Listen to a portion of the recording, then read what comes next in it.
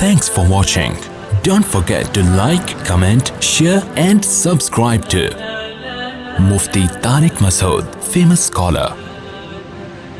اس قسم کے جتنے لوگ مارکیٹ میں ہیں ان کی باتوں میں ان کے سوالات کا جواب موجود ہوتا ہے. ان کی ایک ہی کلپ میں کئی متضاد باتیں سامنے آ رہی ہوتی ہیں.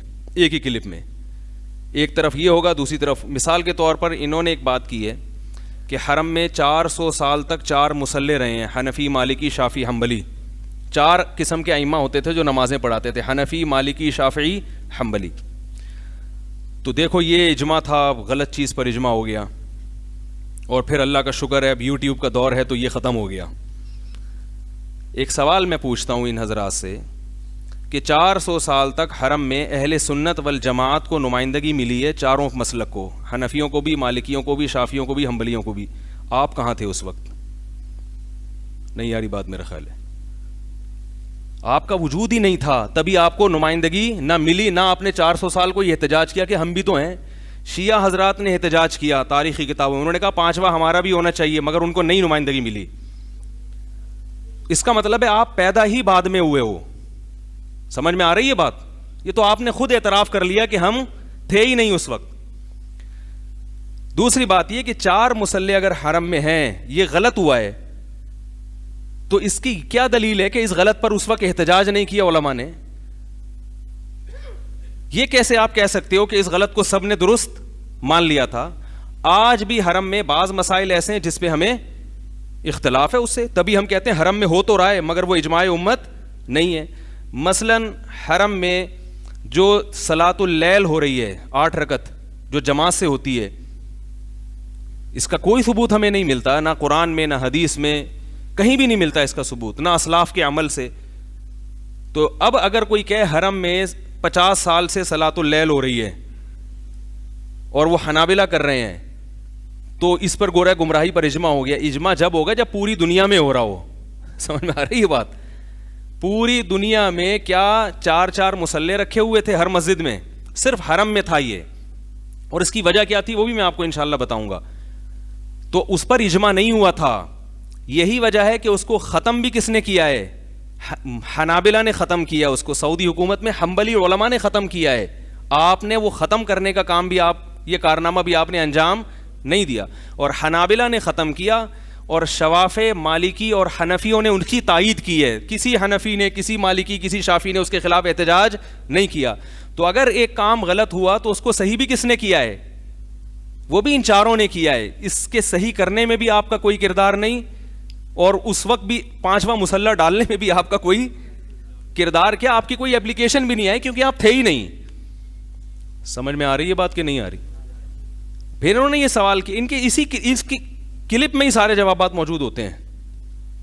پھر یہ انہوں نے محترم نے ایک سوال یہ کیا ہے کہ یہ 4 ایک دوسرے کو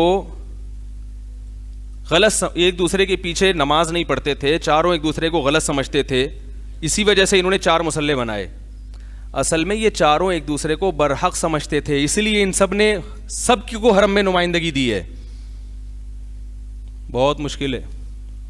سمجھ میں آ رہی ہے بات؟ نہیں, میرا تقیہ کلام ہے, بہت مشکلیں آ رہی ہے, نہیں آ رہی ہے, اس کو پکڑ کے نہ بیٹھ جائے کریں. 4 مصلی اسی وجہ سے تھے کہ بھئی 4 برحق ہیں, تو حرم چونکہ مسلمانوں کا مرکز ہے تو 4 کی نمائندگی ہونی چاہیے. تو پتہ چلا 400 سال سے امت یہ سمجھ رہی تھی کہ یہ 4 کیا ہیں؟ برحق ہیں, ان 4 کو نمائندگی ملنی چاہیے. اس کے بعد حنابلہ نے اس کو ختم کیا, اور علماء ہی کے کہنے پر, انہی علماء کے کہنے پر, کہ اس سے امت میں کیا پھیل رہا ہے؟ تفرقہ پھیل رہا ہے, اس کو ختم کر دو. تو حنابلہ نے ختم کیا. اب نمائندگی بھی انہی میں سے ایک کے پاس ہے, جس کے پاس ہے ان کو کیا کہا جاتا ہے؟ حنبلی.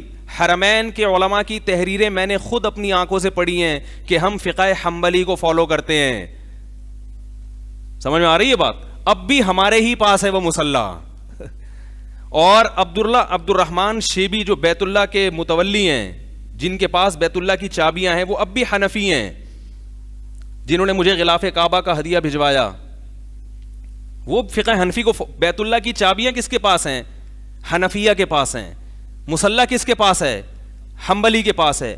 آپ کے پاس اب بھی کچھ نہیں ہے سوائے فرقواریت پھیلانے کے اور امت میں توڑ کی باتیں کرنے کے. سمجھ میں آ رہی ہے بات؟ تو ایک صاحب مجھے کہنے لگے 4 مسلح تھے. میں نے کہا غلط تھے, ہم سے مشورہ لے کے نہیں تھے وہ 4, ایک ہی ہونا چاہیے تھا.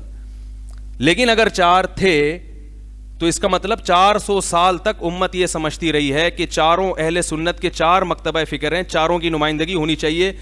400 سال تک آپ تھے ہی نہیں کہ آپ نے نمائندگی کے لیے اپلیکیشن دی ہو یا اس کو ختم کرنے کی آپ نے درخواست دی ہو, یا اگر تھے بھی تو آٹے میں نمک کے برابر, جس کی کوئی حیثیت امت میں تھی نہیں, بلکہ نمک کے برابر بھی نہیں تھے. کوئی ایک صدی میں ایک پیدا ہو گیا, ایک ادھر پیدا ہو گیا, کچھ اس سے زیادہ کوئی حیثیت نہیں تھی. تو علامہ ابن حجر رحمہ اللہ تعالی جو ہے نا, جن کی یہ انجینئر صاحب کتابیں اور جن کی حدیثوں کی تحقیقات پیش کرتے ہیں, علامہ البانی رحمہ اللہ تعالی نے بھی 90% ریسرچ وہیں سے بلکہ اگر میں کہوں 99.9% ریسرچ, تو وہ بھی پکے شافعی تھے. تو سارا کچھ ہم سے ہی سیکھا جا رہا ہے, سب کچھ ہم سے لیا جا رہا ہے اور ہمیں ماننے سے انکار. مفتی طارق مسعود صاحب کے بیانات سننے کے لیے youtube.com/مفتی طارق مسعود کو سبسکرائب کریں, اور اگر آپ لائیو ویڈیو کو کبھی بھی مس نہیں کرنا چاہتے ہیں تو سبسکرائب کرنے کے بعد بیل آئیکن پہ کلک کرنا مت بھولیں. جزاک اللہ.